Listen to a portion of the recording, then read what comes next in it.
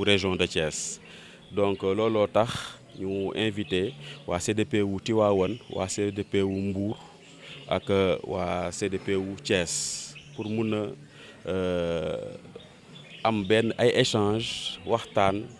un peu xoolaat tuuti suñuy stratégie xool naka lañ koy yokkee pour que suñuy initiative suñuy action gën a am doole pour gën a aar xale yi donc damay juste fàttali ne initiative bi mu ngi sokkeekoo ci benn partenariat entre ministère de la famille et des solidarités ak à travers la CAP ak l'agence andalouse de coopération internationale pour le développement bu nekk benn agence espagnole boo xam ne dañuy jàppale à travers un appui institutionnel boo déggee appui institutionnel nag mooy lu fi nekk la ñuy ñëw dooleel c'est pas loo xam ne dañuy ñëw substituer wu par rapport ak lu fi nekk gis nañ ne lu fi nekk nécessité na ñu renforcer ko améliorer ko moo xam techniquement moo xam financièrement looloo tax ministère bi lëkkaloo ak bépp ministère yoo xam ne sont des ministères clés yoo xam ne dañuy intervenir ci protection de l'enfance pour ensemble ñu mën a harmoniser suñuy intervention pour que suñuy activité pour que suñuy action gën a mën a laal xale yi bu baax a baax waaw initiative bii nag dafa am benn principe ci droit de l'enfant bu ñuy naan benn règle fondamentale bu ñuy naan non discrimination boo ko déggee pendant bi mooy égalité donc bàyyiwuñu xale en situation de rue bàyyiwuñu xale daara ñëpp la ñuy si boole parce que tamit suñu responsabilité en tant que état mooy ñu jàppale leen fépp fu ñu mënti nekk bu dee ci daara yi la tamit ñu jéem a xool naka lañ leen di encadrer à telle enseigne que objectif bu ñuy xaar ci ñoom moo xam jàng bi que ça soit ci école bi que ça soit ci daara bi ak fépp fu ñu mënti nekk que au moins seen droits fondamentaux par rapport à l'éducation ñu mën ko assurer bu laajtewee volet prise en charge également am na ñu ngi lëkkaloo ñun ñëpp fii nii ak waa département ministère de la justice nga xam ne ñoom ñoo yor par exemple AEMO ñu ngi fi am nañ ci rôle bu ñuy jouer et que c'est important pour que ñun ñëpp acteurs ñu mën a xam naka la ñu mën a les mains dans la main jéem a am benn action bu gën a du pérenne pour au moins que mu laal xale yi bu baax a baax dans le cadre de la protection donc bàyyiwuñu kenn quoi. voilà lu am solo la parce que boo déggee ñu ne protection de l'enfant c'est d'abord dans le cercle familial d'abord donc famille xale bu nekk place am du ci mbedd ci famille bi la d'abord da famille parents yi dañ ci am responsabilité c'est en cas de défaillance peut-être de la protection familiale au niveau à la sphère familiale que état bi di ñëw di gën a renforcer appui yi mais il faut que c'est important de savoir que la protection de l'enfant c'est pas seulement l'affaire de l'État communauté bi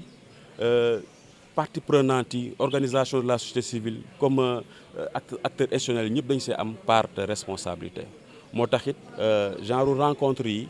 mooy ay rencontres yoo xam ne ensemble dañuy partager suñu intervention adossé à nos missions régaliennes yoo xam ne d'une part am na protection de l'enfant ñu jéem a xool naka la ñuy mën a de façon très efficace et de façon concertée xool naka la ñu mën a aaree xale yi jàppale leen prévention dans le domaine de la prévention dans le domaine de la prise en charge et surtout aussi dans le domaine de la réinsertion par rapport aux enfants en situation de rue donc looloo tax quand même si waxtaan yi nii la ñuy mën a partager am compréhension commune vulgariser les orientations de notre politique nationale en matière de protection de l'enfance le référentiel bu ci nekk mooy stratégie nationale de protection de l'enfance donc piliers yi noonu la ñuy waxtaanee tey xool naka la ñuy am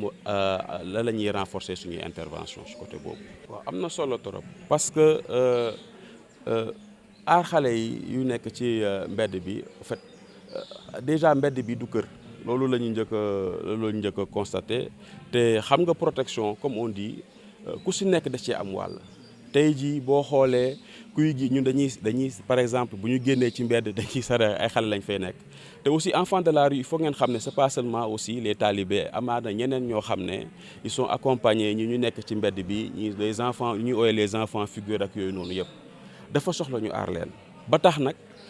ci organisation dispositif protection de l'enfance dafa am ay structures privées yoo xam ne ñoom ci loolu la ñuy yëngu surtout le travail social de rue comme aussi structure publique yoo xam ne dañuy liggéey bu baax a baax ci prise en charge maa ngi nii jaakaar toog ak taxaw ak sama wetu sama benn collègue naataange boo xam ne moom mooy coordonnateur centre Guindi dafa nekk benn structure publique boo xam ne ci mbirum prise en charge des enfants en situation de rue dañ ciy dox ay jéego yu am solo donc boo leen gisee am na ay structures yu bëri mais pour mën a dooleel suñu action looloo tax ñu mën a am benn stratégie d'intervention boo xam ne au moins c'est complémentaire ku nekk sa spécialité ak sa domaine dañuy jéem a xool naka lañ lay jàppale pour au moins ñu mën a am benn objectif bu noble objectif boo xam ne c'est un objectif commun mooy lan aar xale yi génne leen ci mbedd bi yóbbu leen soit ci daara yi ci école yi mbala ñu réinsérer leen dans la société socio-économique la ñuy wax mën na nekk en famille mën na nekk aussi jàppale xale bi tàggat ko pour mu mun a ut métier pour suba mu doon ëllëgu Sénégal donc looloo tax suñu liggéey bi fii nii c'est un travail boo xam ne ñu ngi naan ay actions synergiques la ñuy wër pour mun a échanger améliorer déjà suñuy intervention pour des résultats durables. ministre ba mu ñëwee léegi dafa ni bu mbiru xale yi dara taxaw nañu ñëw rek nekkaat ci liggéey bi donc ci loolu lañ nekk fekk nag mu am bànqaas bi nga xamee ne ci ministère bi la nekk bi ñu naan CAP cellule d'appui à la protection de l'enfance nga xamee ne yàgg na ci waar wi moom aussi mu lëkkaloo ak agence andalouse de coopération internationale muy sunu ay mbokk espagnol yoo xamee ni tamit dañu yëngatu ci biir Sénégal ci jàppale système de protection donc loolu CAP dox ba mu sotti tey CAP mettre ko en œuvre ci ñeenti région maanaam Thiès Dakar Saint-Louis ak Kaolack loolu nag li ñu ci jublu mooy fexe ba waxtaan bi tasaaroo maanaam xale yi nañ leen gën a toppatoo nañ leen gën a aar nañ leen gën a jàngal donc dafay am lu ñu naan sensibilisation maanaam waxtaan ak ñëpp délégué de quartier yi leader d'opinion yeeg ñëpp ñu waxtaan ak ñoom pour ñu gën a bàyyi xel xale yi loolu dafa nekk campagne de sensibilisation waaye tamit am na li ñu naan gën a dooleel ñi nga xamee ne ñoo yore kaaraange xale yi muy ci niveau national wala ci département ak région yi ba ci quartier yi loolu moo indi nag suñu waxtaanu tey ñu nekk CDPE bu Thiès nga xamee ni moom moo lëkkale ñëpp ñu yëngatu ci xale ci biir Thiès ñooñu nag lañu bëgg waxtaanal nit ñi sax dañ ko tuddee tàggat waaye du tàggat ndax dooy tàggat ñoo nga xamee ni liñ ci xam amaana sax xamoo ko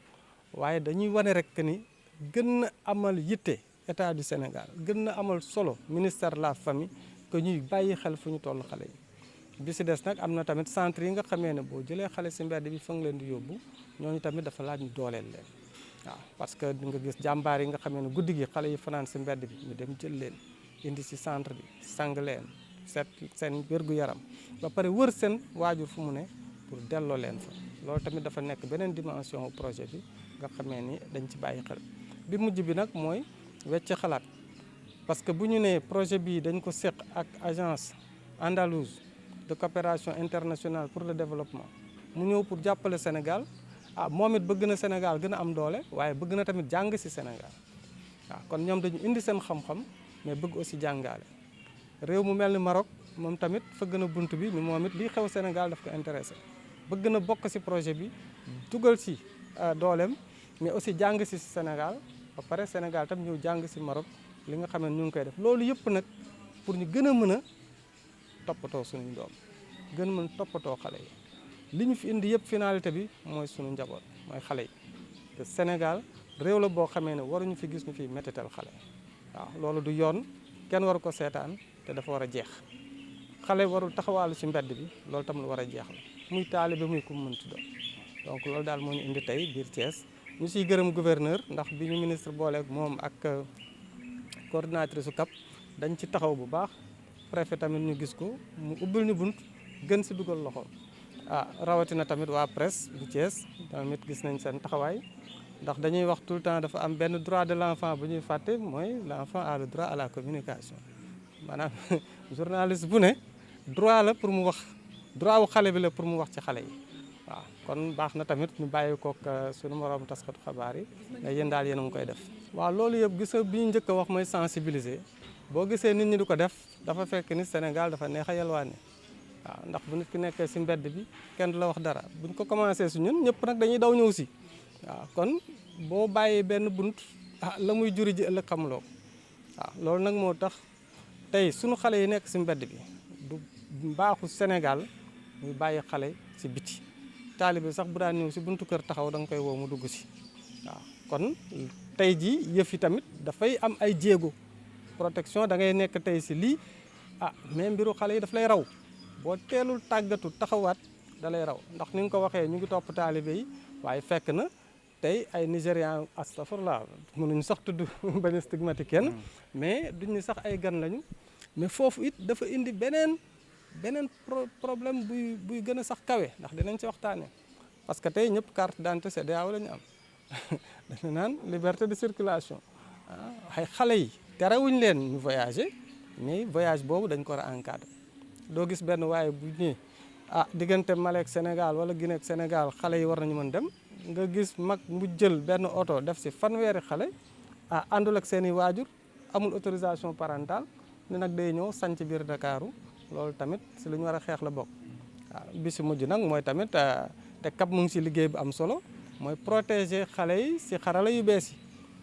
mooy la protection en ligne temps yi CAP jaar na fi def fi campagne bu am solo parce que mbir mi yamatul rek si taalibe bi sëriñ bi dóor na ko mu ngi ñuy raw xale yi téléphone yi ñuy yore am na ay mag yu sàggan yu dugg si seen biir téléphone di wax ak ñoom fu ñu fekkewul lan la ñuy wax ak ñoom lu ñuy def ak ñoom fan lañ leen jëmee loolu tam baax na ñun ñu teel a dugg ci loolu moo tax seen teewaay tamit am na si solo. Ce qui nous réunit ici, c'est l'organisation d'un atelier de renforcement de capacité des CDPE, des comités départementaux de protection de l'enfant de la région de Thiès. Cette activité s'inscrit dans le cadre de la mise en œuvre d'un projet intitulé Appui institutionnel à la protection de l'enfant au Sénégal. Donc c'est un projet qui est le fruit d'un partenariat avec le ministère de la Famille et des Solidarités à travers la CAP, en partenariat avec l'Agence andalouse de développement international, AACID. Donc voilà en gros l'objectif excusez-moi. Excusez-moi. Voilà. Donc voilà. Donc c'est le fruit d'un partenariat entre le ministère de la Famille et des Solidarités représenté par la cellule d'appui à la protection de l'enfance et l'Agence andalouse de coopération internationale pour le développement. Donc ce projet a pour objectif, comme son nom l'indique, d'améliorer le système de protection de l'enfant au Sénégal à travers l'appui à la mise en œuvre du programme Akhalei, qui est un programme relatif au retrait et à la réinsertion socio-économique des enfants et noyaux familiaux au Sénégal. Oui, c'est un défi énorme et qui requiert vraiment l'implication de toutes les franges de la population. C'est la raison pour laquelle le ministère de la Famille et des Solidarités, en collaboration avec les ministères sectoriels, se sont réunis pour pouvoir un peu renforcer nos stratégies avec l'appui du projet et en misant vraiment sur l'implication des comités départementaux qui ont un rôle prépondérant dans le mécanisme, dans le dispositif de protection de l'enfance au niveau périphérique. D'où l'objet de notre rencontre ici, un atelier de renforcement de capacité pour pouvoir un peu outiller, renforcer la vulgarisation par rapport aux stratégies qui s'inscrivent dans le cadre de la mise en œuvre de la SNPE, renforcer nos interventions, renforcer les interventions des cadres de communication qui sont les CDPE, mais également les structures d'accueil et toutes les structures qui sont impliquées dans la prise en charge des enfants. D'où cette démarche participative qui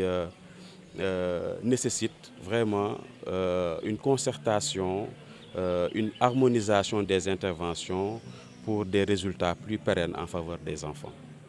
Line Sarr, coordinateur national du projet d'appui institutionnel au système de protection de l'enfance au Sénégal.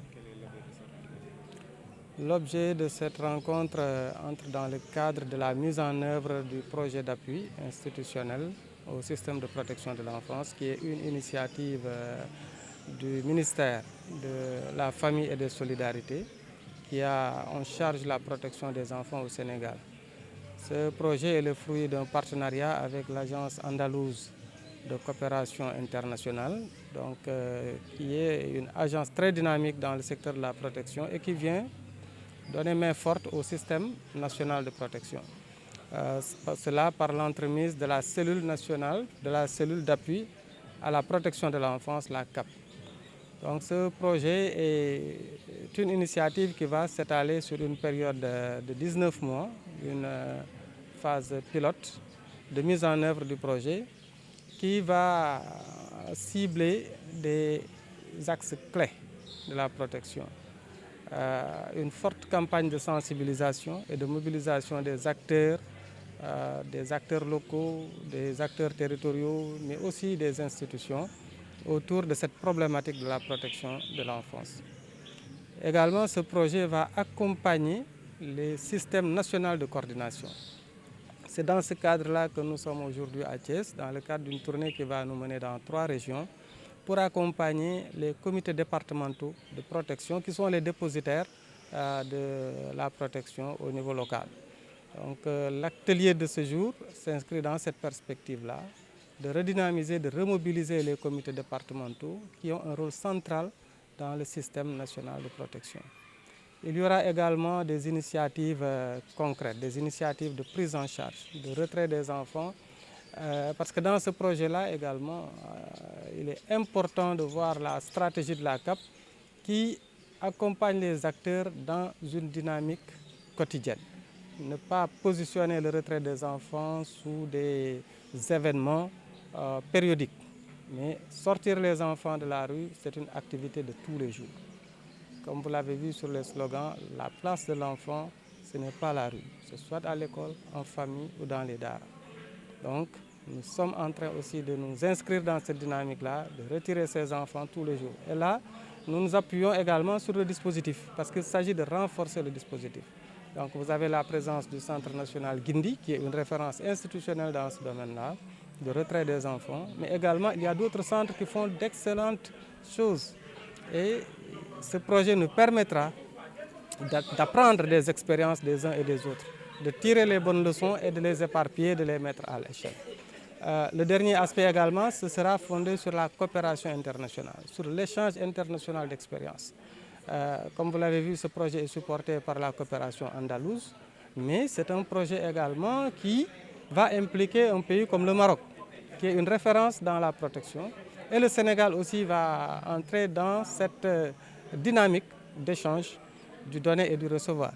Donc nous allons apprendre de la coopération andalouse, nous allons apprendre également de la coopération marocaine, mais le Sénégal aussi aura de bonnes choses peut-être à montrer aux autres. Donc c'est dans cette dynamique-là que nous sommes là aujourd'hui pour la mise en œuvre de ce projet. Et nous nous félicitons également de l'accueil à Thiès par les autorités, le gouverneur, le préfet qui nous ont accordé le meilleur accueil, mais également la qualité des représentants donc, qui sont là avec nous aujourd'hui.